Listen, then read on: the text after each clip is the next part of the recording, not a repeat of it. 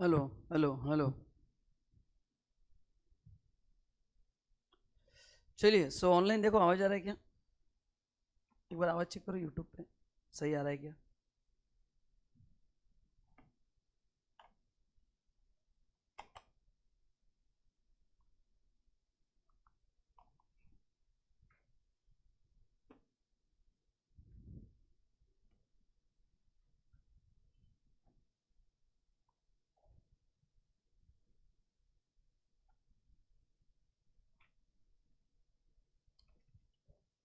Hello hello hello. ऐसा humming नहीं आ रहा है ना? Hello hello hello. ठीक है, चलिए ऑनलाइन एक बार हाय बोल दो, ग्रुप पे लिंक भेज दोगे?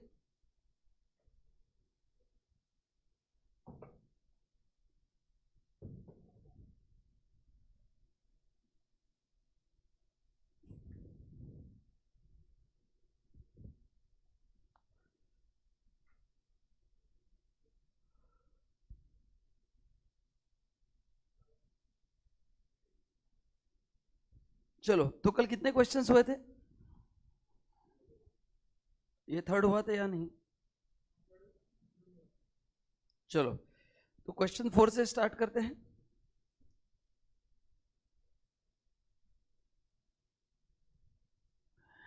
चलिए, so hi everyone, let's continue with question number 4. Discuss whether GST applicable on following transaction. पहला, X is the registered person under GST.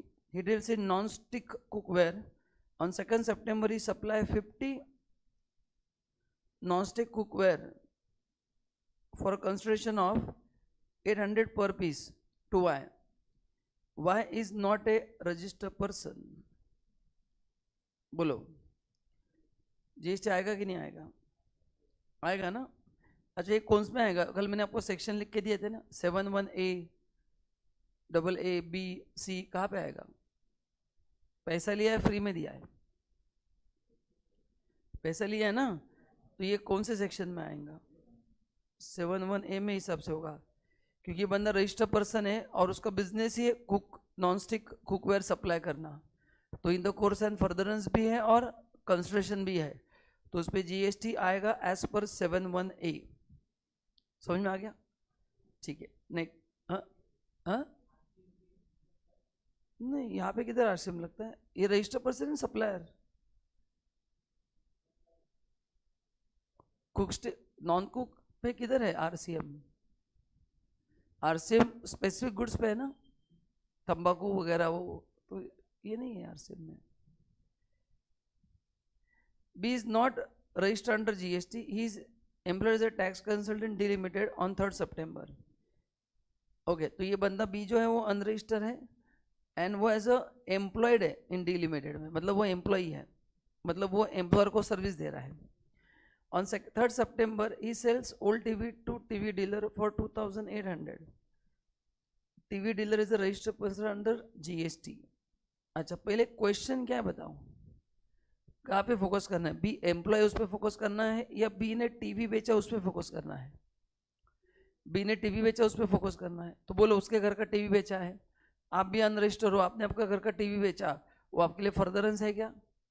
नहीं है, कंसिडरेशन है, but what is missing? Furtherance. तो उस पर जीएसटी नहीं आएगा. क्यों नहीं आएगा? What is missing? यस. तो सेकंड केस में जीएसटी क्यों नहीं आएगा? बिकॉज बी के लिए वो बिजनेसमैन है नहीं, वो सैलरीड है, तो ऑब्वियसली उसका जीएसटी का नंबर नहीं रहेगा.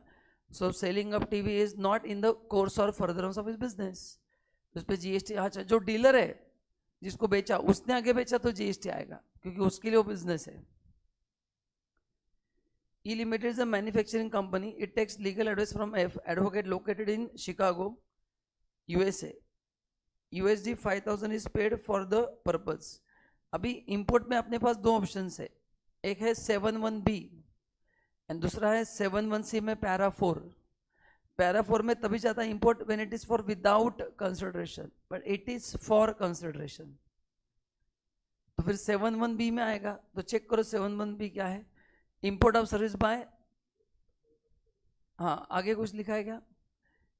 फॉर कंसिडरेशन, मे और may not be in the course और फर्दरेंस ऑफ बिजनेस, तो देखो ये कंपनी है और उसमें पता है कि import of service for personal purpose exempt है। तो बताओ ये कंपनी है, कंपनी के लिए कोई सर्विस पर्सनल हो सकती है क्या? नहीं, वो कमर्शियल होगा। हाँ, अभी प्रोवाइडर इंडिया के बाहर है, वो जीएसटी लगा सकता है क्या? नहीं। तो उस पर इंपोर्ट में हमेशा क्या लगता है? आरसीएम लगता है। तो यहाँ पे ई लिमिटेड जीएसटी देगा अंडर विच? Under RCM. कहाँ पे आएगा वो? आरसीएम। तो ये कौन से सेक्शन में आएगा? 7(1)(b) में आएगा एंड आरसी में आएगा। क्योंकि ये बंदा शिकागो में है, वो थोड़ी जीएसटी लगा सकता है इंडिया का, तो ये 7(1)(b) में आएगा। ये पैरा 4 में क्यों नहीं आएगा? क्योंकि पैरा 4 इज विदाउट कंसिडरेशन है। तो आप जब तक सेक्शन 7 नहीं पढ़ेंगे, आपको ये क्या होगा, फिर विपुल सर का रिवीजन होगा, आपका नहीं होगा। Government local advice charges fine penalty from A limited for violation of statute by law rules and regulations, बराबर है। अभी अपन ने पढ़ा था एग्जम्पशन में कि गवर्नमेंट जो भी पेनल्टीज वगैरह लगाता है उसके ऊपर जीएसटी नहीं आएगा, तो लिखो नो जीएसटी। ये कहाँ पे पढ़ा अपन ने? एग्जम्पशन में। तो जब आप एग्जम्पशन चैप्टर पढ़ोगे ना, वहाँ पे आएगा गवर्नमेंट सेक्टर, तो वहाँ पे देखो है फाइन, पेनल्टी, लिक्विडेटेड डैमेज, तो उसके ऊपर जीएसटी नहीं आता है। चलो next, answer the following question. अब देखो क्वेश्चन क्या है, क्लियर है आपको बताने कि वो शेड्यूल 1 में आता है कि नहीं आता है। तो what is schedule 1?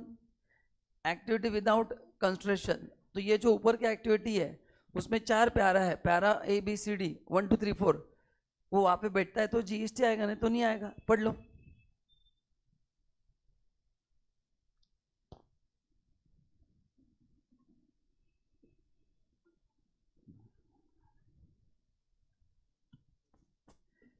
Sudama Associate registered supplier dispose of computer owned by the business without concession and it has not availed ITC.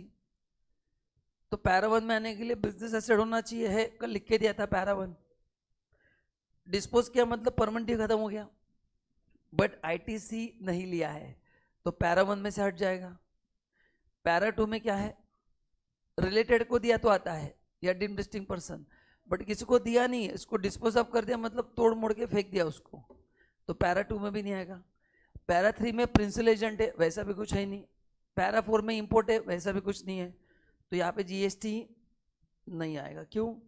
क्योंकि ये शेड्यूल 1 7(1)(c) में किसी भी पैरा में फिट नहीं हो रहा है। नेक्स्ट बताओ।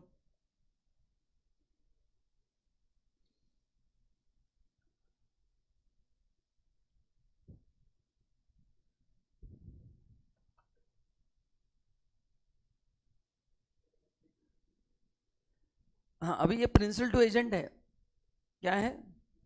तो अपन ने पढ़ा है कि we can principal to agent and agent to, फिर होता है एंड यूजर, हम जिसको बोलते हैं कस्टमर, बराबर है। तो क्वेश्चन है, पी ने ए को गुड्स खरीदने के लिए अपॉइंट किया है, तो एक्चुअली सर्विस कौन किसको दे रहा है? ए पी को सर्विस दे रहा है ना। तो उसने किसी सप्लायर को आइडेंटिफाई किया है, ए ने सप्लायर को आइडेंटिफाई किया और सप्लायर क्या कर रहा है? पी को गुड्स दे रहा है as per the instruction of ए। पूरा खेल किसके ऊपर है? अगर इनवॉइस सप्लायर ए के नाम पे बना रहा है तो ए टू पी सप्लाई माना जाएगा, लेकिन इनवॉइस सप्लायर डायरेक्ट पी के नाम पे बना रहा है तो फिर ए टू पी सप्लाई नहीं माना जाएगा। तो आपको यहाँ पे चेक करना पड़ेगा, who is the supplier? Satya manufacture, तो ये है सत्या। अभी उसने इनवॉइस डायरेक्टली प्रिंसिपल को दिया है, तो बोलो ये जो गुड्स, इस पे जीएसटी आएगा क्या? नहीं आएगा। तो यहाँ पे भी जीएसटी नहीं आएगा। क्यों? क्योंकि invoice is directly issued in the name of principal, so supply paid by, supply done by Champak, बराबर ना। हाँ, चंपक ने गुड्स भेजे ना पृथ्वी को, चंपक ने सत्या को आइडेंटिफाई किया, चंपक के कहने पे सत्या ने गुड्स पृथ्वी को भेजे, तो उस पर जीएसटी नहीं आएगा, उस पर जीएसटी नहीं आएगा। चलो आगे, समझा आपको? तो जीएसटी में ना थ्योरी अच्छे से पढ़ना पड़ता है, डीटी में सॉल्विंग ज़्यादा करना पड़ता है। जीएसटी में थ्योरी मैंने आपको बोला है कि आप मेरे रिवीजन नोट्स 2 बार अच्छे से पढ़ लो, आपका काम हो गया, आपको बहुत अच्छा आइडिया आएगा। एंड फिर डीप जहाँ पे जाना है वहाँ पे डीप जाके पढ़ना है मेन नोट्स में से।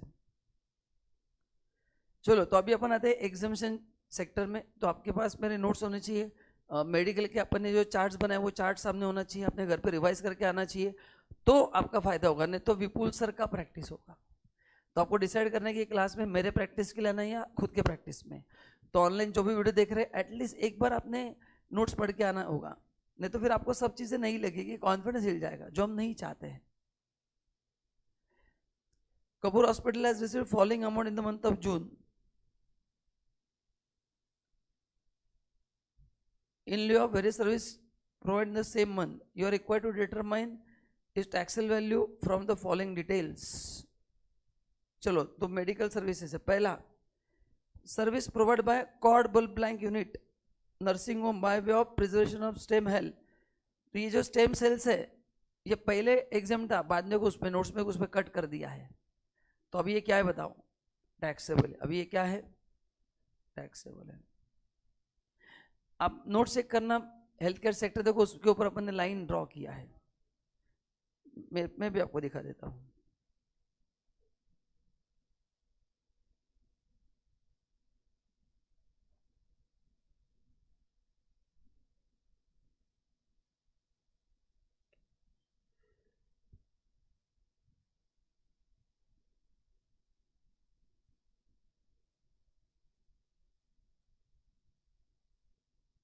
देखो ये हेल्थ केयर सर्विसेज है, ये 74 था जो एग्जाम था, एंड देखो ये एंट्री 73 कट कर दिया है। 18 जुलाई 2022 के बाद ये क्या हो गया, टैक्सेबल हो गया। जहाँ से वैसा कट है वो क्या हो गया, अभी टैक्सेबल हो गया। तो ऐसे आपने सॉल्व करना चाहिए। तो एग्जामिनेशन चैप्टर तो रिवीजन में से इससे पढ़ो, पूरा पढ़ना ही पड़ेगा, उसको शॉर्ट नहीं कर सकते, क्योंकि कौन सा एग्जामिनेशन आएगा बताना मुश्किल है। फिर भी मैंने काफ़ी अच्छा समरी दिया एग्जामिनेशन का, पढ़ेंगे ना, काफ़ी सोच सोच के समरी दिया है, कोशिश की उसको समरी यही पूरा दूंगा तो फिर मेन नोट्स और रिवीजन में फर्क नहीं दिखेगा। तो बोलो क्या आंसर है। हाँ, देन बायोमेडिकल वेस्ट भी हट गया, वो भी क्या है, टैक्सेबल है। हाँ, वेटरनरी क्लिनिक एग्जाम्प्ट है, एंड रिहेबिलिटेशन भी क्या है, एग्जाम्प्ट है। तो ये आपको ध्यान रखना है। प्लस अपन ने ये भी पढ़ा था इसमें कि हॉस्पिटल का सभी खर्चा एग्जाम्प्ट है, बस ये छोड़ के रूम रेंट 5,000 के ऊपर है तो जीएसटी आएगा। और प्लास्टिक एंड कॉस्मेटिक सर्जरी का मैंने आपको कहा था कि plastic cosmetic surgery normal taxable है, अगर पार्ट ऑफ इंजरी है तो एग्जम्पशन मिलेगा। बस तो ये चीज़ें आपने पढ़ के आए तो मजा आ जाएगा।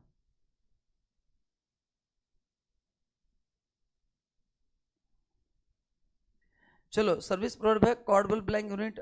हाँ, दूसरा बताओ, हेयर ट्रांसप्लांट क्या होगा, टैक्सेबल। तीसरा, नेचुरोपैथी। ना नेचुरोपैथी देखो मैंने आपको 7 ये पढ़ाए थे कि स्पेसिफाइड मेडिकल, इसमें क्या आता है, एलोपैथी, नेचुरोपैथी, आयुर्वेदा, वो लिख के दिया है, तो उसमें नेचुरोपैथी है। वो रिकॉग्नाइज सिस्टम ऑफ मेडिसिन है तो ये एग्जाम्प्ट है। Plastic surgery normally taxable, but यहाँ पे क्या दिया है, to restore anatomy of child due to accident, बोलो क्या होगा, एग्जाम्प्ट होगा। Pranic healing treatment, pranic healing उसमें है नहीं, एंड जिसमें है नहीं वो क्या होगा, बोलो टैक्सेबल। मॉर्चरी सर्विस मतलब हॉस्पिटल की सर्विस है ना, डेड बॉडी को रखते हैं उसको बोलते हैं मॉर्चरी सर्विस, एग्जाम्प्ट। हॉस्पिटल में आता है ना वो, तो इसमें what is the taxable value of supply, 1 2 3, तो इसका टोटल कितना आएगा बताओ, 120 100 244, तो कितना होगा taxable value supply, 244। Kapoor Hospital does not have its own ambulance, so it avail ambulance service from the Lifesaver ambulance service। अपन ने पढ़ा था, एम्बुलेंस आप हॉस्पिटल से लो या किसी और से लो, एग्जाम्प्ट है। तो कपूर हॉस्पिटल ने जिन लोगों से बाहर से एम्बुलेंस लिया वो भी एग्जाम्प्ट है, ठीक है, तो वो भी एग्जाम्प्ट है। तो हॉस्पिटल का तो एम्बुलेंस सर्विस क्लिनिकल एस्टेब्लिशमेंट का है तो भी एग्जाम्प्ट है, प्लस किसी बाहर का है तो भी क्या है, एग्जाम्प्ट है। बोलो या तो कोई डाउट, समझा आपको। तो ये एग्जाम में प्रॉपर लिखना है, एंड जो एग्जाम्प्ट उसका नोट लिखना है, सिस्टमेटिक लिखना है। चलो now next is agriculture sector. चलो दोनों एग्रीकल्चर सेक्टर एक बार रिवाइज करते हैं नोट्स में से, मेन मेन चीजें बता देता हूँ कि एग्री सेक्टर में क्या क्या पता होना जरूरी है।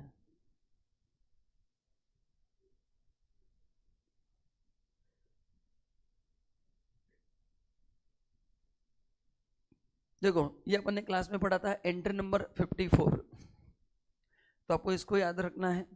तो इसमें जो जो सर्विसेज है वो सब क्या है, एग्जाम्ड है, ये एग्री सर्विस एग्जाम्ड है। उसके बाद फिर अपन ने पढ़ा था कि sugar and jaggery is not agriculture produce, rice is also not agriculture produce, ठीक है ना। तो इसके अपन ने पढ़े थे। देन ये एग्रीकल्चर प्रोड्यूस में आता है क्या क्या है, rearing of silk worm, cultivation of ornamental flower, horticulture, ये एग्री एक्टिविटी में आता है। Plus exemption not available for loading packing warehouse of process product like tea coffee beans, इसको एग्री प्रोड्यूस नहीं माना जाएगा। तो ये मैं जस्ट बता रहा हूँ, हिंट दे रहा हूँ, आई एज्यूम कि आप पढ़ के आए हो। उसके बाद फिर आपको ये भी ध्यान रखना है कि loading unloading packing storage of warehouse of rice exempt है, even though rice is not agriculture produce still उसको एग्जाम्शन दिया है।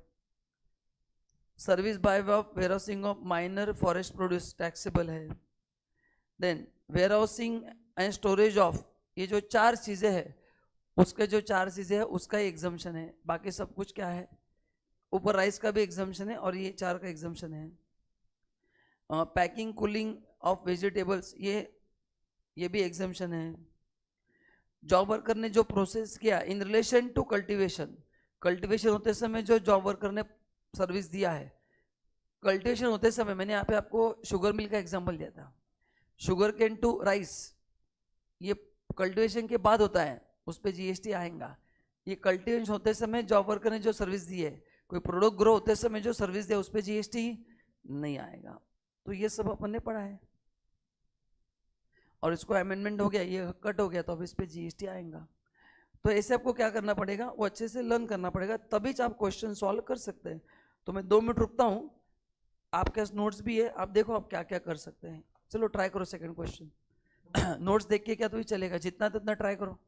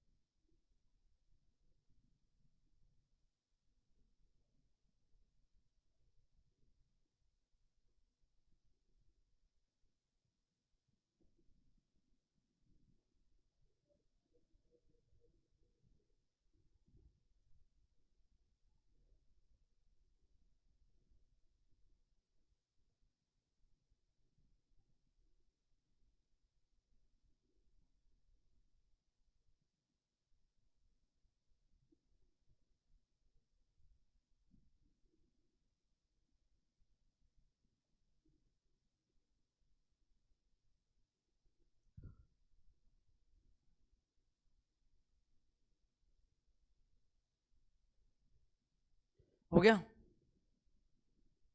बोलो पहला क्या है, अभी पढ़ा था cultivation of ornamental flower exempted है।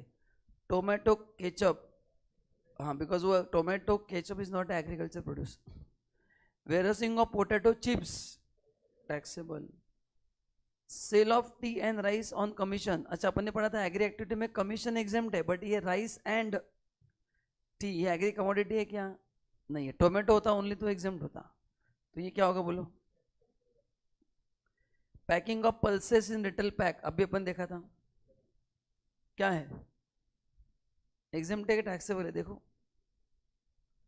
दिखा देता हूं।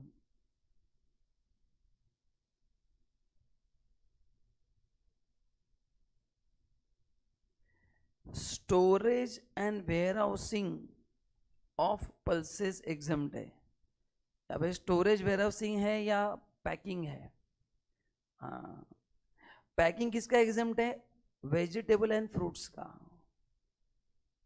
देखो कितना छोटा क्वेश्चन आता है, इसलिए उसको ये चैप्टर बहुत डिटेल में पढ़ना पड़ता है। अपन कहते हैं हाँ कुछ तो पढ़ा है, एग्जाम्ड है, एग्जाम्ड है एग्जाम्ड। पल्सेस का एग्जाम्शन है ना, बट किसके लिए? Storage and warehousing. यहाँ पे क्या दिया है? क्या दिया यहाँ पे? पैकिंग। तो क्या लगता है बोलो? हाँ, तो आपने अगर एग्जाम लिखा तो मेक इट टैक्सेबल। समझा नोट्स कैसे यूज करना है? ट्रेनिंग ऑफ फार्मर, ये अपन ने पढ़ा था, ये है एग्रीकल्चर एक्सटेंशन सर्विस, एग्जाम्ड है। Leasing of vacant land to a stud farm other than horse है, हॉर्स एग्री के लिए यूज नहीं होते, taxable, sorry. Grading of wheat, हम ये तो हमने फार्म पे किया ना, ग्रेडिंग वगैरह, ग्रेडिंग कर, उसमें क्या प्रॉब्लम है? मतलब ये एग्री क्यों नहीं होगा, ऐसा आपको सोचना है ना, एग्जाम। सॉइल टेस्टिंग अपन ने पढ़ा था ना, बोलो सॉइल टेस्टिंग क्या है? Exempt. Rearing of silkworm, बोलो exempt. Supply farm labour entry number 54 में दिया है, exempt. Renting of agro machinery, exempt. Processing of tomato ketchup and potato chips. Warehousing of minor forest produce amendment हुआ, अभी क्या है वो? टैक्सेबल है। पहले एग्जाम था ना, क्या नहीं है? क्या है दिखाऊं? चलो देखते हैं। देखो माइनर अभी दिखाया था ना मैंने, देखो माइनर फॉरेस्ट प्रोड्यूस, नहीं सॉरी, एक मिनट, 54 में आता हूं मैं।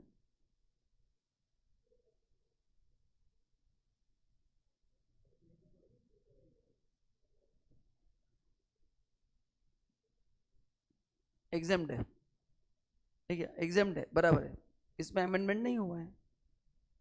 Confusion clear? तो नोट्स देखने का मतलब कंफ्यूजन नहीं होता है, तो ये क्या होगा बोलो? Exempt. Warehousing of betel leaves टेंडुल्यूस, तंबाकू नहीं है, तंबाकू के पत्ते हैं, बोलो तंबाकू के पत्ते एग्रीकल्चर प्रोड्यूस है कि नहीं? चाय के पत्ते, हाँ, exam. Storage of rice flour, rice is not agree commodity. अच्छा, राइस का क्या क्या एग्जाम्प्ट है, जरा देखो, देखो ध्यान से देख लो एक बार, कंफ्यूजन होगा थोड़ा सा, मैं दिखा रहा हूँ इसलिए। मैं आता हूँ राइस पे ऊपर, जस्ट एक मिनट, मैं आपको एक इंपॉर्टेंट चीज दिखा देता हूँ, मतलब कुछ लोगों को loading unloading packing storage warehousing of rice बोला है, ये राइस है या राइस फ्लोर है? इसलिए वो टैक्सेबल होगा, क्योंकि आप बोलेंगे सर ये तो दिया है यहाँ पे, क्वेश्चन में बोला है स्टोरेज, स्टोरेज वर्ड तो यहाँ पे सर है ना, तो आपने एग्जाम्शन क्यों नहीं क्लेम किया? ऑनलाइन समझा कि आपको क्यों नहीं किया? एग्जाम्शन राइस को है, राइस फ्लोर को नहीं है। देखो कितना छोटे लेवल पे क्वेश्चन बनते हैं, इसलिए उसको बहुत डिटेल में पढ़ना पड़ता है। हो गया?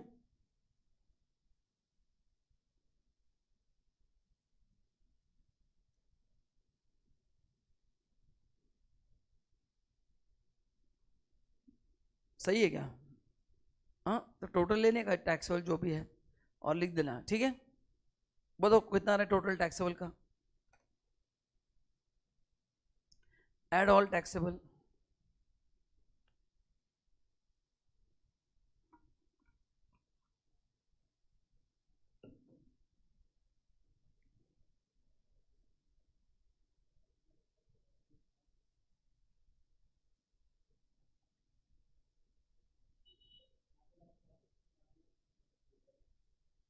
$8,70,000।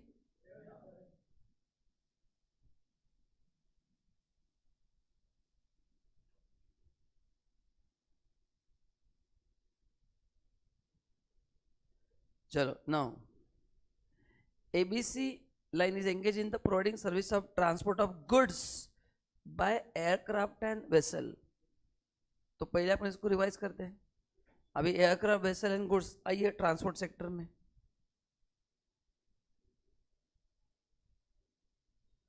आइए आप लोग ऑनलाइन वापस आएंगे। ट्रांसपोर्ट देखो, ये पैसेंजर ट्रांसपोर्ट नहीं, उसके बाद जो आता है गुड्स ट्रांसपोर्ट। हाँ, तो transportation of goods by road, ये रोड का एग्जाम्शन है, बट अभी अपना क्वेश्चन रोड का है नहीं, आगे आता हूं मैं। एयरक्राफ्ट, हाँ देखो ये दोनों एयरक्राफ्ट के लिए है। तो देखो क्या बोला है, service bye way of transportation of goods by aircraft from a place outside India, मतलब इंपोर्ट करेंगे तो एग्जाम्प्ट है, एंड एक्सपोर्ट करेंगे तो भी एग्जाम्प्ट है। कब तक? 30 सितंबर तक। तो अभी बताओ, आपके सामने जो क्वेश्चन है उसमें एयरक्राफ्ट से गुड्स इंडिया में आ रहे हैं या जा रहे हैं? आ रहे हैं ना, तो इंपोर्ट है तो क्या लिखो उसके आगे? इंपोर्ट है तो एंट्री नंबर 19 क्या है? एग्जाम्प्ट। एंड एक्सपोर्ट है तो हाँ 30 सितंबर तक वो एग्जाम्प्ट था। अरे समझा कि नहीं? बाद में क्या है, तो ये समझा? हाँ, और क्या था? वेसल भी था ना उसमें क्वेश्चन में। हाँ देखो वेसल में क्या बताऊं, देखो ये दो वेसल के हैं। वेसल में क्या एग्जाम्प्ट है? वेसल में भी 30 सितंबर तक एग्जाम्पशन था जाने का, बट अभी 30 सितंबर, अच्छा आने का कुछ नहीं दिया, जो एग्जाम्पशन में नहीं वो क्या है? हाँ मतलब वेसल से एज सिचुएशन क्या है, वेसल से आज दोनों टैक्सेबल है, क्योंकि 30 सितंबर वाइज हो चुका है। तो वेसल से गुड्स इंडिया के बाहर जा रहे तो भी टैक्सेबल, आ रहे तो भी टैक्सेबल। एयरक्राफ्ट में आ रहे तो एग्जेम्प्ट, जा रहे तो टैक्सेबल। इसका डायग्राम मैंने आपको बना के दिया, डायग्राम सामने रखो, बहुत इजी हो जाएगा। एंड प्लस वेसल से अगर ये गुड्स आ रहे तो ये एग्जेम्प्ट ही है, फिर वो कहीं पे भी हो। तो वेसल्स के 3 चीजें आपको पता होना चाहिए, एयरक्राफ्ट की 2 चीजें। क्लियर है क्या? So with that understanding I think will be able to solve the question now comfortably. चलो अभी आप बताओ आंसर पहला क्या है। एयर फ्रेट गुड्स इंडिया में आए बाहर से, बोलो क्या है? एग्जाम, सही है। दूसरा डायग्राम दिया, इंडिया में सब कुछ टैक्सेबल है, जो एग्जाम्शन चैप्टर में नहीं वो टैक्सेबल। एग्जाम्शन में खाली इंपोर्ट एक्सपोर्ट की बात हुई है, इंडिया की बात हुई है क्या? डोमेस्टिक तुम वेसल यूज करो या एयरक्राफ्ट फुल्ली। तीसरा India to Sydney export exempt था सर 30 सितंबर 22 तक, आज वो डेट खत्म हो चुका है, आज क्या है? नेक्स्ट, वेसल का सब कुछ टैक्सेबल है, एंड जहां जहां पे इंपोर्ट है वहां पे आरसीएम लगेगा, जहां जहां पे इंपोर्ट है वहां पे क्या लगेगा बोलो? आरसीएम। और अपन ने पढ़ा था इसमें डबल टैक्स होता है, क्योंकि कस्टम के वैल्यूएशन में भी याद करो रूल 10(2), उसमें फ्रेट ऐड होकर उसमें वापस आईजीएसटी लगता है, तो यहाँ पे डबल टैक्स होता है। एक as a import of service IGST लगता है, and place a value goods में भी ऐड होता है। एंड गुड्स में याद है ना कस्टम में रूल 10(2) फ्रेट एंड इंश्योरेंस, तो उस पर वापस लगता है, मैंने डबल टैक्स होता है इस पर। बट ठीक है, इसका आपको बाद में आईटीसी मिल जाता है, तो इसलिए लोग चिल्लाते नहीं, बट गलत है वो। नेक्स्ट, अब ये बहुत सिंपल है, एंट्री टिकट्स अपन ने पढ़ा था कि 500 के अंदर है तो एग्जाम्प्ट है एंटरटेनमेंट सेक्टर, एंड 500 के ऊपर है तो टैक्सेबल है। तो चेक करो चलो फटाफट। फिर रिकॉग्नाइज स्पोर्टिंग इवेंट हो ना हो कुछ फर्क नहीं पड़ता है, 500 के अंदर। हाँ बट कहाँ का भी एग्जामिशन है एक बार देख लो, आते अपन एंटरटेनमेंट सेक्टर में। आपके इसमें नोट्स है क्या? हाँ तो आना है फटाफट, नहीं तो क्या होगा, मैं सॉल्व करके दोस्तों मतलब नहीं है, आपको फायदा नहीं होगा उसका।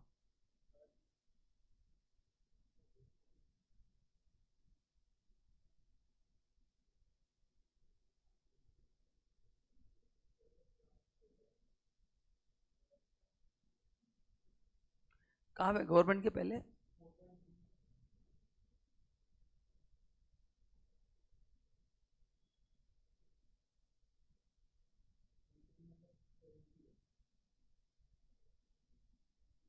देखो ये है ना, तो ये आर्टिस्ट ने अगर सर्विस दिया है तो 1.5 लाख तक एग्जाम्प्ट है, 1.5 लाख के ऊपर टैक्स लिए आर्टिस्ट के लिए। ये एंटरटेनमेंट का एक है। दूसरा जो है ये अभी हम कर रहे हैं एडमिशन टू एंटरटेनमेंट्स, अगर यहाँ पे आप जा रहे हैं ABCD, तो टिकट अगर 500 के अंदर है तो एग्जाम कहाँ कहाँ पे वो दिया है, planetarium, recognise sporting event other than recognise, award function, ये सब याद रखना है अच्छे से। ये दूसरा है। तीसरा ये अलग से दिया, देखो ये अलग से दिया है प्रोटेक्टेड मॉन्यूमेंट्स, ये अलग से क्यों दिया है? इसका 500 के ऊपर है तो भी एग्जाम्प्ट है, मैंने क्लास में कहा था। सेम इसका भी अलग से दिया है, museum, national park, wild life sanctuary, tiger reserve, इसका ऑलवेज एग्जाम्प्ट है। जो 500 में कवर्ड नहीं है नीचे वो सब ऑलवेज क्या है? एग्जाम्प्ट है। बस इतना ध्यान में रखना है। तो आपको क्या पता होना चाहिए कि ये सब 500 में कवर्ड है, बाकी सब एग्जाम्ड है, and as an artist 1.5 lakh तक एग्जाम्ड है। चलो तो ये लिस्ट सामने रखता हूं मैं, आप चेक करो, टैक्सेबल एग्जाम लिखते जाओ, फिर 2 मिनट के अंदर मैं चेक करता हूँ। ये लिस्ट आपके सामने रखा है, देखो इसमें से क्या क्या दिया है।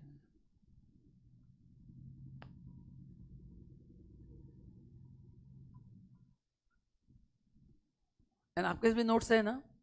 हाँ ठीक है, फिर कोई प्रॉब्लम नहीं।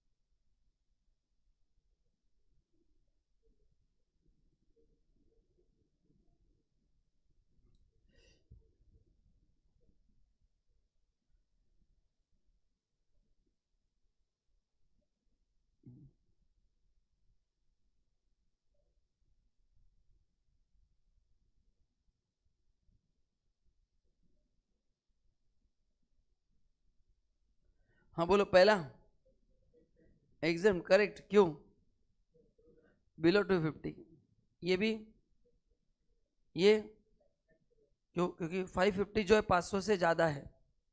नेक्स्ट, क्यों? तो रिकॉग्नाइज बॉडी हो या other than recognise body? Sponsorship में एग्जाम्पशन है रिकॉग्नाइज बॉडी को, टिकट के लिए नहीं है।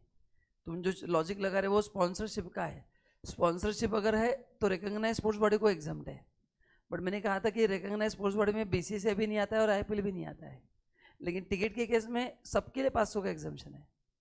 डाउट क्लियर हो गया क्या? तुमने शायद स्पॉन्सरशिप का घुसा दिया प्रोविजन। नेक्स्ट बोलो, ये 250 एग्जाम। नेक्स्ट, क्यों 200 रुपए भाई एग्जाम्ड? ए आर रहमान, हाँ 600 रुपया, क्यों? 500 के ऊपर है, correct. Next, acting as a event manager. Event management के लिए कोई एग्जाम्पशन मैंने पढ़ा है क्या? नहीं। तो जो एग्जाम्पशन में नहीं वो क्या होगा? आप एंकर हो, आपने कोई शो इवेंट होस्ट किया, उसके लिए कोई एग्जाम्पशन है क्या? टिकट निकालने पे एग्जाम्पशन है। अरे समझा कि नहीं मैं? हाँ फिर सर्कस का टिकट 600 रुपया है, बोलो। Ballot exam, movie taxable, gambling taxable. Gambling थोड़ी इसमें आता है, गैम्बलिंग बेटिंग तो वो एंटरटेनमेंट है नहीं ना, फुल्ली टैक्सेबल ऑलवेज। हाँ, बैलेट मतलब नाटक, ड्रामा, ऐसे।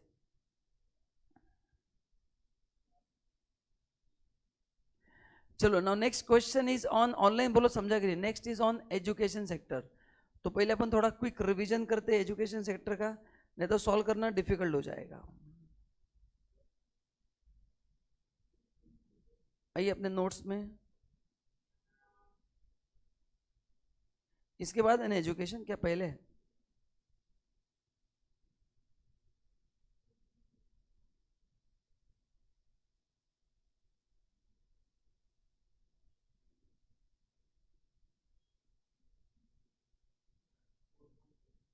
पेज नंबर बताओ।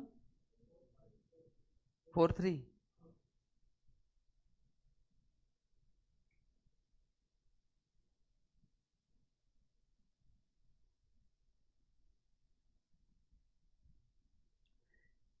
एजुकेशन में आपको पता है कि ये जो 2 सर्विसेज है, ये अगर एजुकेशन इंस्टीट्यूशन देता है तो student, faculty, staff, and B है एंट्रेंस टेस्ट, ऑलवेज एग्जाम्ड है। एंड उनको देने वाली ये 5 सर्विसेज एग्जाम्ड है। तो ये 5 छोड़ के अगर मैं कोई भी सर्विस दे रहा हूँ टू एन एजुकेशन इंस्टीट्यूशन, वो क्या होगा? टैक्सेबल होगा। ये 5 में वेबसाइट कवर नहीं, ऑडिट कवर नहीं, मैंने बहुत एग्जाम्पल आपको दिए है। तो एजुकेशन इंस्टीट्यूट को देने वाले 5 ही सर्विसेज एग्जाम्प्ट है। उसमें कौन कौन आता है sir? Transportation, catering, security cleaning, housekeeping, entrance test का exam and supply online magazines. Now इस 5 में भी खास पॉइंट है, इसमें से जो 3 है एंड इसमें से 3 सबको एग्जाम्शन नहीं है। कौन से एग्जाम्शन को है? अप टू 12 तक है तो ये एग्जाम्प्ट है। ये डायग्राम आपके पास है तो देखो लिखा है, तो ये पहले 3 कब एग्जाम्प्ट है? Nothing containing in sub item 1 to 3 of B shall apply to education institution other than pre. मतलब 12 के अंदर है तो एग्जाम्प्ट है, 12 के ऊपर है तो, एंड 5th वाला एग्जैक्टली उल्टा है, 12 के अंदर है तो टैक्सेबल, 12 के बाहर है तो एग्जाम्प्ट, एंड जो 4th है वो सबका साथ सबका विकास है, वो सबके लिए एग्जाम्प्ट है। वो सबके लिए क्या है? 4th वाले सर। ये डायग्राम मैंने आपको बना के दिया, आपके पास मेरे डायग्राम्स है क्या? हाँ, तो जिन्होंने नहीं बनाया उनके मानदे होंगे, बट ये मैंने बहुत, क्योंकि इतना बड़ा चैप्टर 100 पेज का पढ़ना प्रैक्टिकली पॉसिबल नहीं, मैंने आपको उस दिन में कहा था। तो मैंने आपको अभी भी ड्राइव में चार्ट्स अपलोड किए हैं, तो जिन्होंने नहीं किया है फटाफट आज जाके सभी डायग्राम लिख दो, आपका बहुत आसान हो जाएगा पढ़ना। अदरवाइज ये चैप्टर पढ़ने के लिए will take 8 hours। If you follow my method it will be done in 1 hour, that too effective. खाली पढ़ के मतलब नहीं, रिकॉल भी होना चाहिए, चार्ट से फटाफट रिकॉल होता है।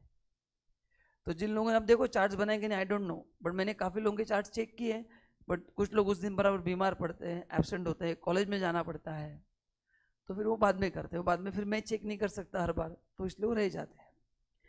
चलिए, तो होपफुली ना आप मेरे को आंसर दे पाओगे, ऐसे मैं उम्मीद रखता हूँ। चलिए, तो पहले उसमें ये 3 भी है, वो हम बाद में देखते हैं। पहले ये बताओ, 2 मिनट देता हूँ, सोचो क्या क्या है। चेक करना है बाय है या टू है। बाय है तो any service to student faculty staff including entrance test is exempt, and two है तो वो 5 सर्विसेज एग्जाम्प्ट है। तो पहले चेक करो कि वो हमको सर्विस दे रहे हैं या हम उनको दे रहे हैं, मतलब कंफ्यूजन नहीं होगा। तो पहले लाइन में दिया है Pawar school college collected the following amount, मतलब नीचे जो टेबल दिया है वो उन्होंने सर्विस दिया है। तो बोलो क्या लगता है आपको, ट्यूशन फी क्या है? एग्जाम है ना, एग्जाम फी, लैब, एनुअल फंक्शन, एग्जाम। अभी बताओ जरा, थोड़ा सोच के आंसर देना, ये जो अपन एग्जाम्शन पढ़ रहे हैं ये सभी एग्जाम्शन सर्विसेज के लिए है कि नहीं? बताओ, अपने जितने सर्विसेज पढ़े सब किसके लिए है? गुड्स के लिए अपन ने 1-2 पेज में पढ़े थे, देखो गुड्स के लिए अपन ने ज़्यादा नहीं पढ़े। गुड्स में मैंने कहा था लाइव एनिमल्स पे नो जीएसटी है। पहले नोट्स के 2 पेज में मैंने गुड्स दिए हैं। आप चेक करो, अगर आपके पास नोट्स है तो पहले 1-2 पेजेस में गुड्स दिए, और वहाँ पे मैंने कुछ आपको मार्क करके दिया, उस पर जीएसटी नहीं आता है। गुड्स के मैंने 2 ही पेजेस दिए। तो ये पूरा चैप्टर का जो डोमिनेंस है वो सर्विसेज के लिए, किसके लिए? हाँ, अभी यहाँ पे ना गाइज ये गुड्स है, ये पहले आपको ध्यान में रखना है। ब्रोशर्स, बुक्स, स्टेशनरी, क्या बोलो, सेल ऑफ, हाँ गुड्स पे जीएसटी आएगा तो ब्रोशर पे जीएसटी आएगा, बुक्स पे नहीं आएगा क्योंकि बुक्स एग्जेम्प्ट है। उस पहले 2 पेज में आपको मिल जाएगा, मैंने मार्क करके दिया था उस समय, sale of books, books is a exempt supply, इसलिए जीएसटी नहीं आएगा। गुड्स तो है बट वो एग्जेम्प्ट में है। एंड स्टेशनरी पे टैक्स आएगा। तो पॉइंट नंबर 5, 6, 7 की पहले बताओ खास बात क्या है? सर्विसेज है, गुड्स है भाई, ये गुड्स है, 5, 6, 7 गुड्स है उसमें से। तो इसका लिस्ट कहाँ पे? पहले 2 पेजेस में दिया है चैप्टर के, तो उसमें देखो बुक्स के लिए एग्जाम्शन है, बाकी सब कुछ टैक्सेबल है। नाउ प्लेसमेंट सर्विस अपन ने क्लास में पढ़ा था कि प्लेसमेंट सर्विस टैक्सेबल है। Renting of auditorium for conference अभी स्टूडेंट के लिए थोड़ी दिया है, ये किसी, जैसे अपन लेते हैं ना क्लास के फंक्शन के लिए, देखो अपन ने कॉन्फ्रेंस रेंट पे लिया था, वो क्या एग्जाम्प्ट है क्या? वो क्या स्टूडेंट फैकल्टी स्टाफ है क्या? Taxable. Marriage function, franchisee fee, हम हमारा फ्रेंचाइजी दे रहे हैं, वो स्टूडेंट को दे रहे हैं या किसी और बिजनेसमैन को दे रहे हैं? कमर्शियल इंटरेस्ट है ना, क्या होगा बोलो? टैक्सेबल होगा। तो बहुत अच्छा क्वेश्चन मैंने कवर किया है, ऑनलाइन रिप्लाई करो आपको समझा कि नहीं, एक बार देख लो। 2 मिनट रुकता हूँ मैं। हर एक चीज का आपके पास रीजन होना चाहिए, WHY, वाई ऐसा हुआ।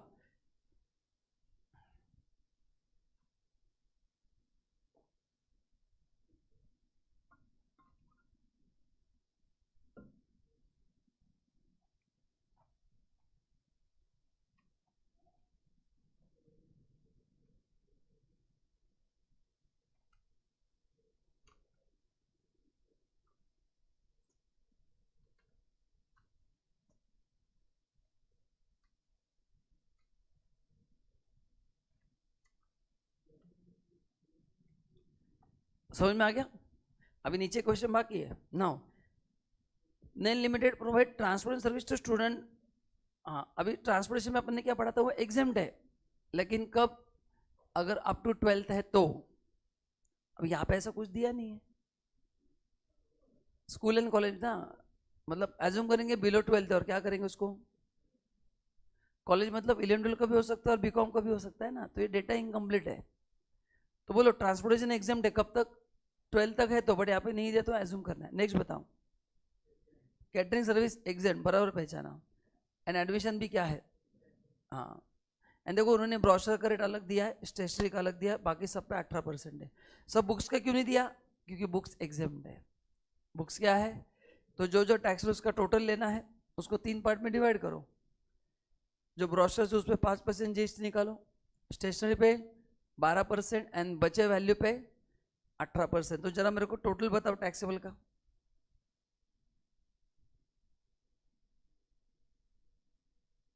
बताओ टी का ऑनलाइन टोटल बताओ।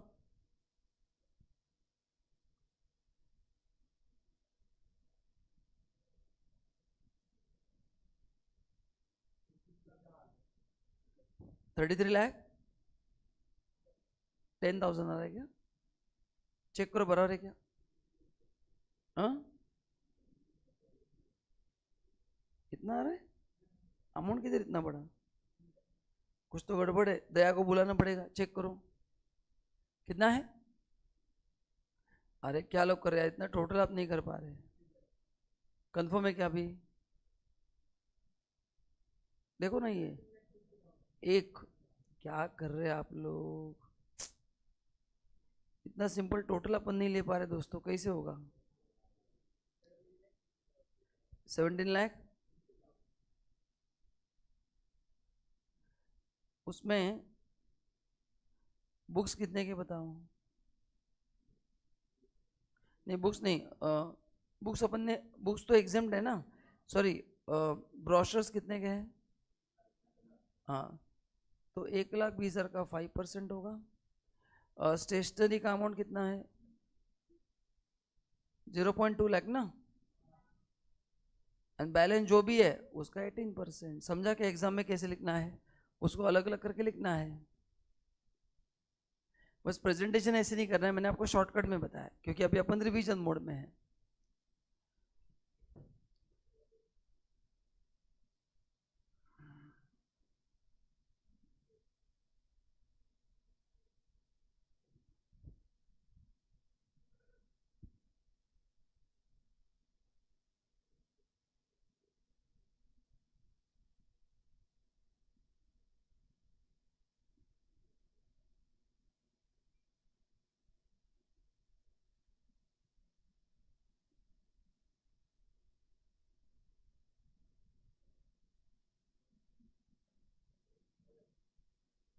ठीक है,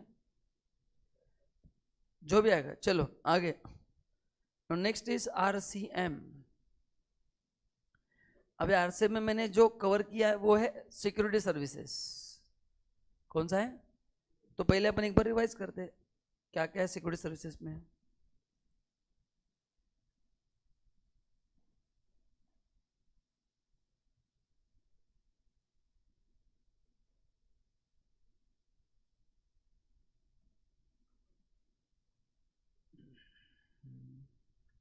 नोट्स में इसका सीरियल नंबर है 14।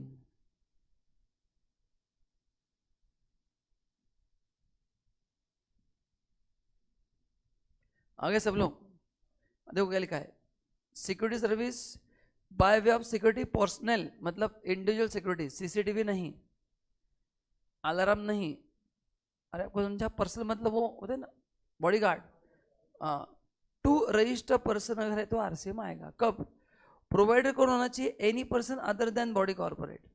बॉडी कॉर्पोरेट कौन है, अपन ने ऊपर पढ़ा था नोट्स में, देखो आपको पता है क्या,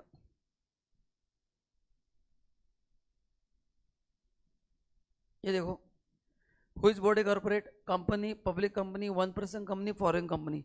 तो अगर अदर देन बॉडी कॉर्पोरेट है तो RCM है।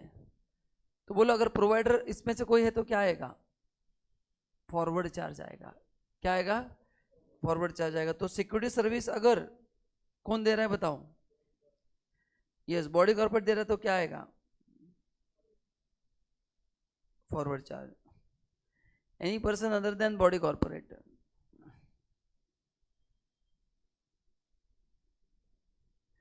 ठीक है, किनको देंगे तो जीएसटी आएगा? अगर रिसिपेंट रजिस्टर है, इंडिया में है, तो क्या आएगा? आरसीएम। इंडिया के बाहर है तो सर फिर वो अगर एक्सपोर्ट माना गया फिर उस पर जीएसटी नहीं आएगा, लेकिन अगर वो एक्सपोर्ट ऑफ सर्विस के कंडीशन फुलफिल नहीं की है तो उस पर आईजीएसटी आएगा। तो प्रोवाइडर कौन होना चाहिए? Security service.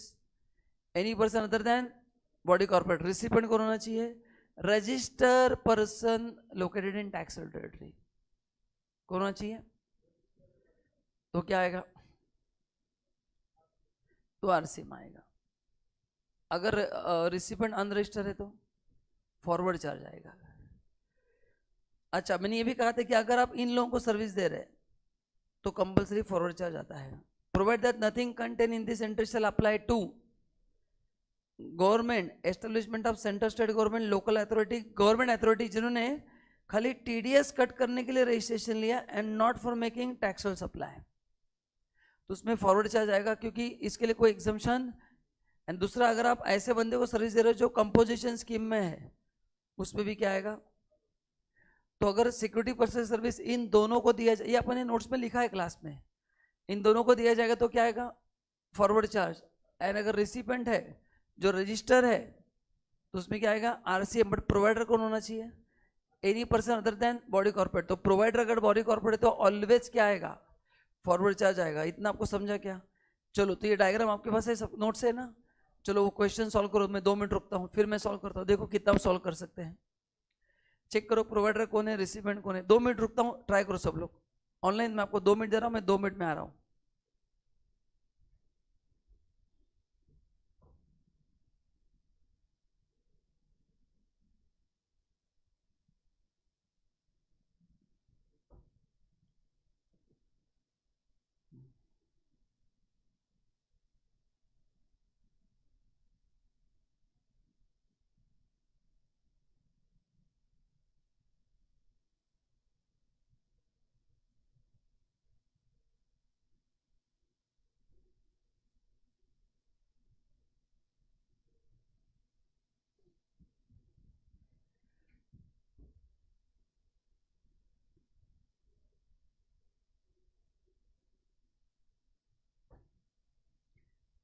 चलो,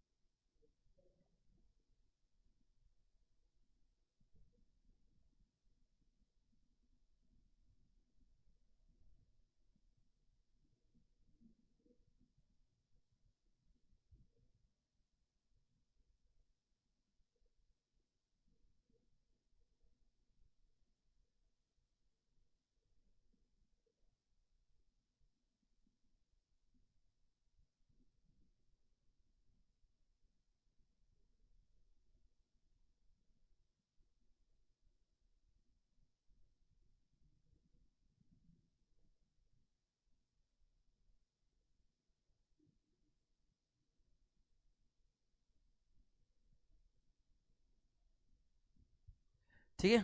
चलो, पहला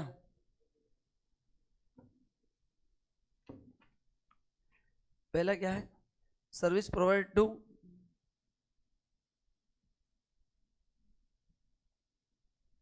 स्टार प्राइवेट लिमिटेड।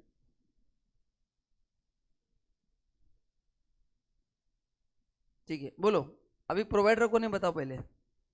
प्रोवाइडर है प्रोफेशनल सिक्योरिटी फर्म है, मतलब ये पार्टनरशिप फर्म है।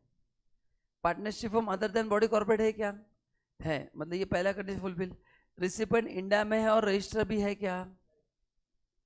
बोलो ना, रिसिपेंट कौन है? Star private limited.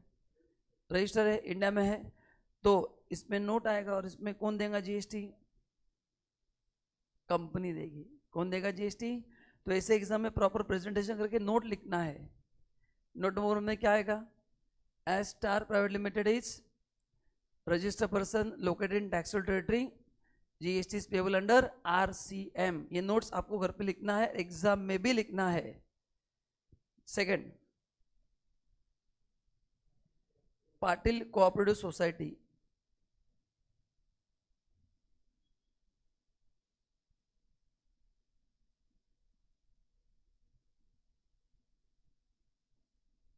I think this is very clear now. बोलो, पाटिल कोऑपरेटिव सोसाइटी रजिस्टर है या अनरजिस्टर है? आरसीएम का बता है, रजिस्टर है तो आरसीएम, ये क्या है? तो इस पे क्या आएगा? फॉरवर्ड चार्ज, और अपने को जीएसटी भरना पड़ेगा। तो इसका आपको नोट लिखना है कि as recipient is not register, forward charge is applicable and professional security firm is liable to pay GST. हर आरसीएम में या एग्जामिनेशन चैप्टर में आप जो भी आंसर लिखते हैं, it must be supported by notes. अभी रिवीजन मोड इसलिए मैं शॉर्ट फॉर्म में सॉल्व कर रहा हूँ, बट अपन देखो क्लास में अपन ने कैसे सॉल्व किया है।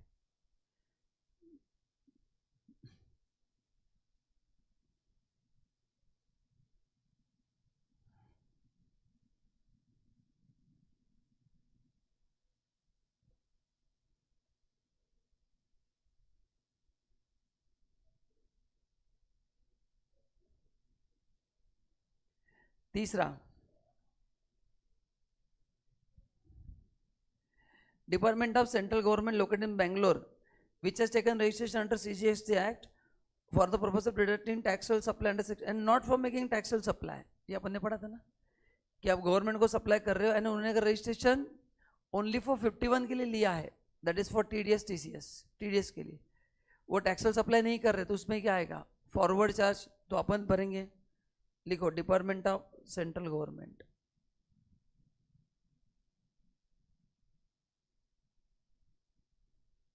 $12,00,000। इसका भी नोट लिखना है कि when we provide service to government who have taken registration only under section 51, forward charge is applicable। तो जो आपकी समझ है वही नोट के फॉर्म में लिखना है। क्वेश्चन 4,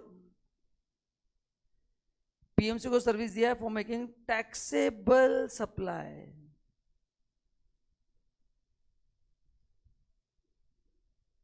तो बोलो 51 में फॉरवर्ड चार्ज कब आता है? वो जो अपन ने पढ़ा था।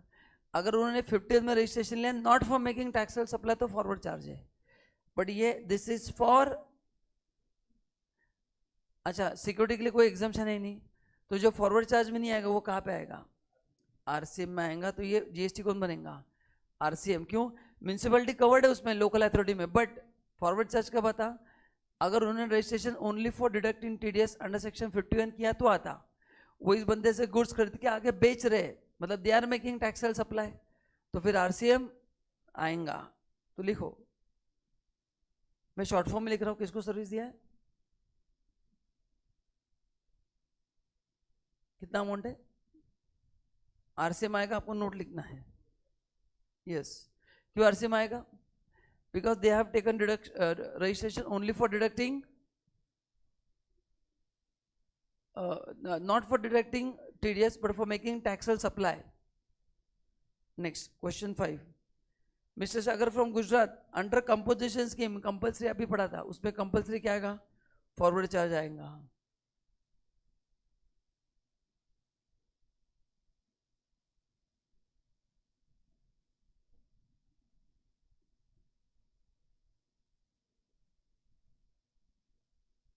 कितना आएगा?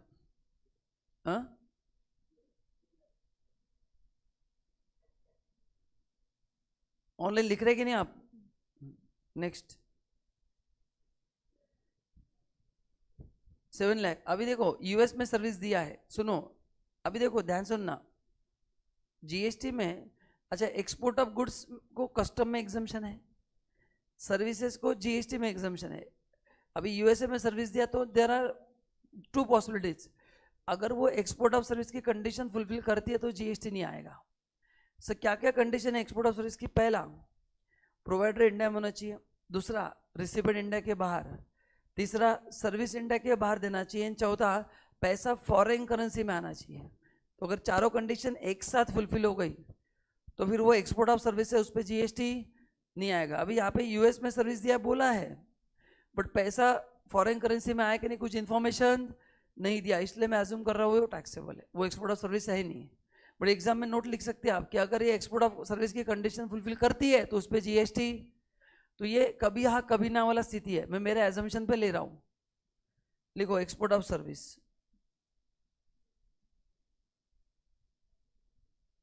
नोट नंबर 5 कितना है, 7 लाख।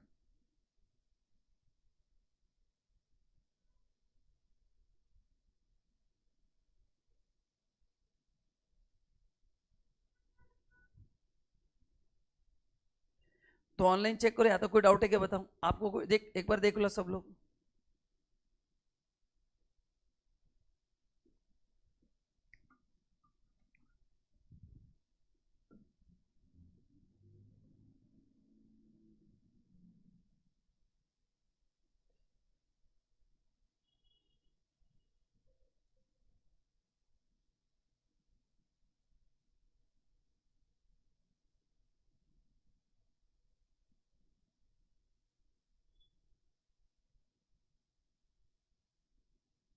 हो गया।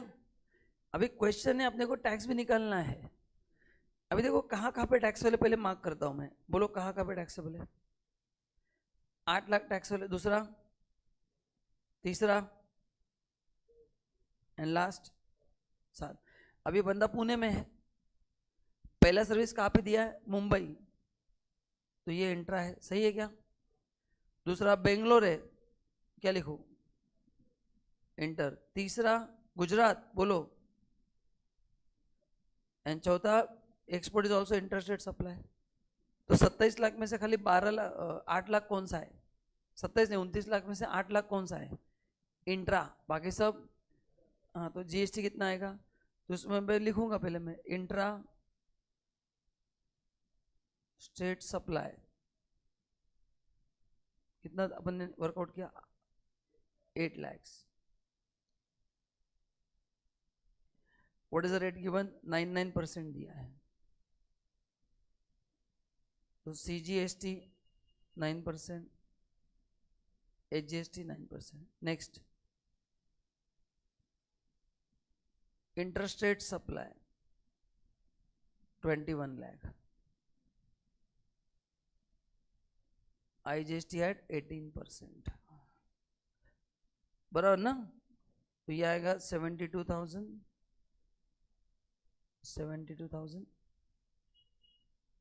तो इंटरेस्ट रेट पे इतना जीएसटी आएगा, एंड 21 लाख का 18% बताओ।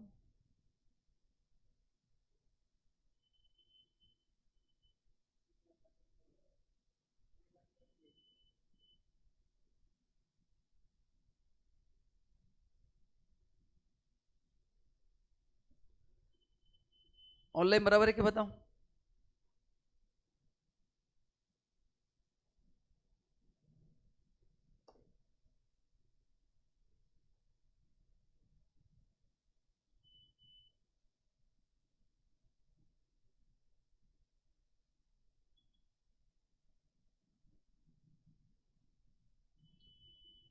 हो गया, चलो। अच्छा ये अपन ने ऑलरेडी सॉल्व किया है, प्रोमोटर का 9.4 का क्वेश्चन दिया है। 9.4 में अपन ने क्या पढ़ा था कि टोटल जो परचेस है, जो बिल्डर खरीदता है, उसमें पहले सीमेंट एंड कैपिटल गुड्स को हटा दो। अगर मिनिमम रजिस्टर पर्सन से 80% खरीदना चाहिए, 80 से कम खरीदेंगे तो जितना शॉर्टफॉल है उसके ऊपर आरसीएम आएगा।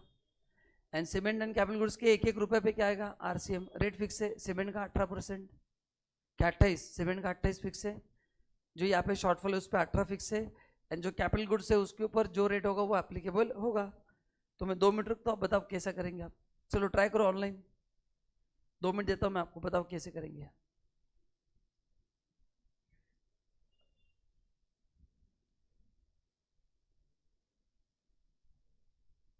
सीमेंट कैपिटल गुड्स को पहले अलग कर दो अगर है तो, क्योंकि उसके लिए 80% का क्राइटेरिया अप्लाई नहीं होता है। नहीं है तो फिर टोटल में का पहले 80% करना है, एंड चेक करो कि रजिस्टर से कितना किया है। अगर वो 80% से रजिस्टर से कम किया है तो जो डिफरेंस है उस पर आरसीएम आएगा।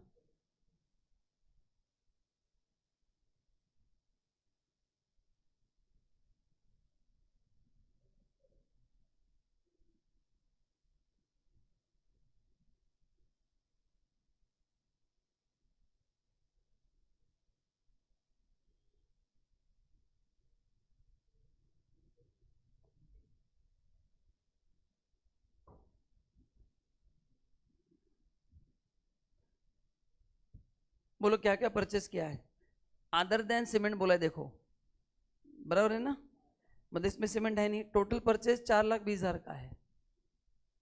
तो आप कैसे सॉल्व करोगे क्वेश्चन 2 को?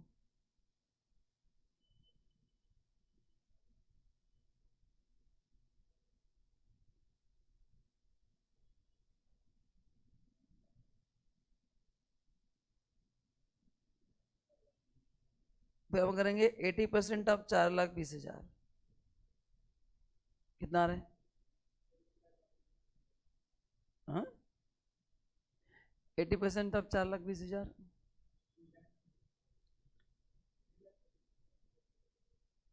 Less purchases from register person.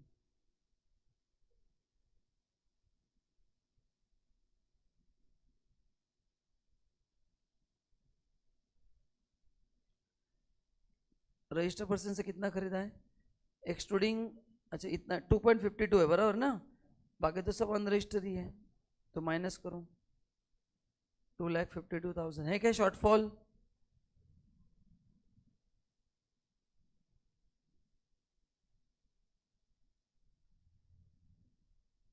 Eighty four आ रहा है क्या? ये होगा सप्लाई अंडर आरसीएम, ये होगा taxable supply under RCM.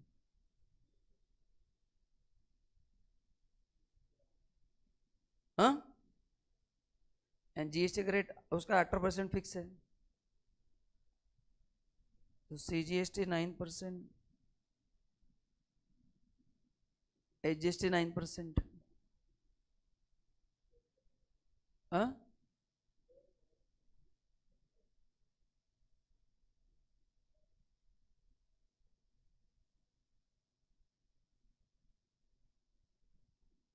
Online समझा सबको? रिप्लाई करो, आपको समझा? तो पहले टोटल परचेस लेना है other than cement and capital goods, फिर उसमें से 80% जितना परचेस किया वो उसका पहले 80% करो, उसमें से एक्चुअल परचेस माइनस करो, शॉर्टफॉल है तो जीएसटी आएगा अंडर आरसीएम, नहीं होगा तो नहीं आएगा।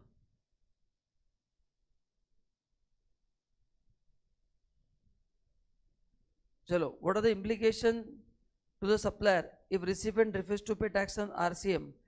जी मैंने कहा था अगर सप्लाई अंडर आरसीएम है तो जीएसटी रिसिपिएंट को ही भरना है, अगर उसने रिफ्यूज किया तो उसके अगेंस्ट एक्शन कौन लेगा? गवर्नमेंट लेगा, है ना। वो सप्लायर से डिमांड अपन ने पढ़ा था कि आरसीएम में लिखा है it is assume that you are liable to pay all the duties. आप 9(3) पढ़ेंगे तो उसमें लिखा है कि रिसिपेंट को ही ऑब्लिगेशन में डाला जाएगा, तो अपने पे कुछ होगा क्या? नहीं, कौन किसको, गवर्नमेंट किसको नोटिस भेजेंगे, सप्लायर या रिसिपेंट को? तो रिसिपेंट ही फंसेगा। इनके supplier has paid the GST, ये मैंने क्लास में कहा था कि गलती से अगर सप्लायर ने भर दिया है तो सप्लायर को रिफंड लेना पड़ेगा, रिसिपेंट को देना ही पड़ेगा। यस, आर रिसिपेंट को देना पड़ेगा। यहाँ पे किसको देना पड़ेगा? रिसिपेंट। आईटीसी मिलेगा इसका? नो, सप्लायर ने गलती से भर दिया, गलती से भरा है ना, नो आईटीसी। आरसीएम में कंपलसरी रिसिपेंट ही भरेगा, सप्लायर ने भर के भी उसको क्रेडिट नहीं मिलेगा, उसको रिफंड क्लेम करना पड़ेगा। वो रिफंड किसको देगा? रिसिपेंट को, रिसिपेंट गवर्नमेंट को भर देगा। पहले एज रिसिपेंट मैं गवर्नमेंट को भरूंगा, फिर मैं तुमसे रिफंड लूंगा, क्योंकि मैं गलती से तुमको पैसा दे के बैठा हूं। चलो नेक्स्ट, अभी यह है लीगल सेक्टर, अपने आरसीएम में नंबर 4-5 पे है, और इसका एक चार्ट बहुत बड़ा अपन ने बनाया क्लास में। तो state the person liable to pay GST, service provide by arbitral tribunal to business entity, check करो, है ना। आरसीएम में देखो चार्ट आपके पास है, नोट्स है, जो भी आपके पास देखो, आप ऑनलाइन आंसर दो, तीनों के आंसर में 2 मिनट देता हूं।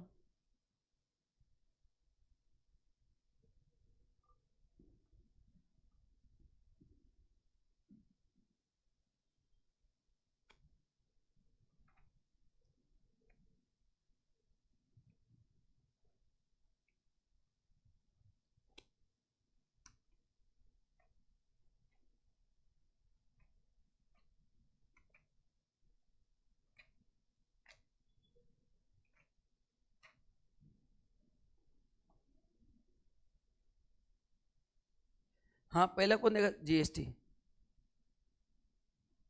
कौन देगा अंडर आरसीएम, कौन देगा बिजनेस एंटिटी देगा।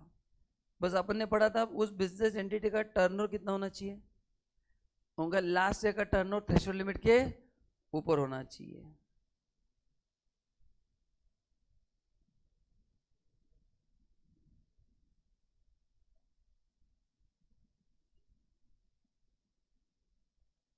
Next, sponsorship service provided by company to an individual. नहीं, चेक करो स्पॉन्सरशिप में आरसीएम तब भी चाहता है जब रिसिपेंट बॉडी कॉर्पोरेट है। चेक करो स्पॉन्सरशिप में,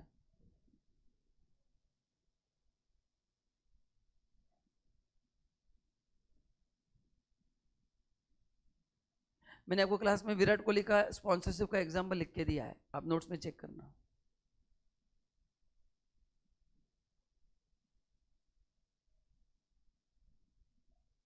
तो गाइस एग्जम्पशन आरसीएम पूरा डिटेल में पढ़ना है नोट्स में से, मेन नोट्स में से। तीसरा, renting of email property government ने किया है, वो भी आरसीएम में आएगा। आरसीएम क्योंकि as recipient is registered person.